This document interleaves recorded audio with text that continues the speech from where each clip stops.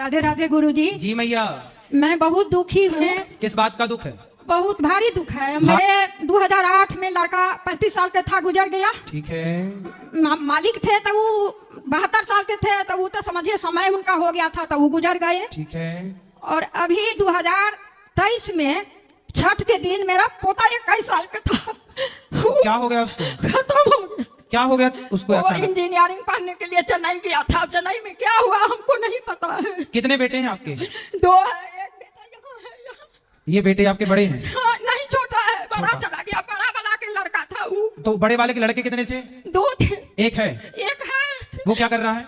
वो छोटा है, अभी इंटर में पढ़ रहा है। इनके कितने बेटे हैं? एक लड़की है।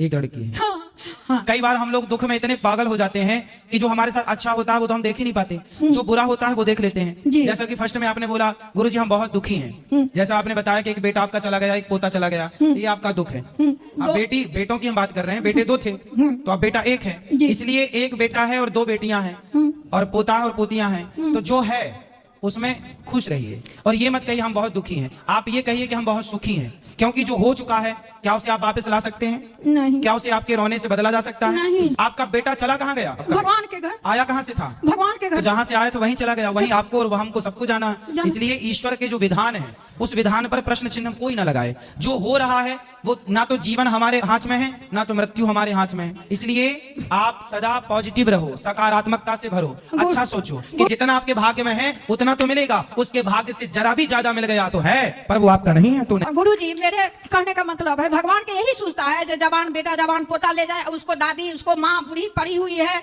उसको रुला रहे हैं। मैया राम न मारे काहू को, पापी नहीं आराम, आप ऐसे मर जाते हैं कर कर खोटे काम।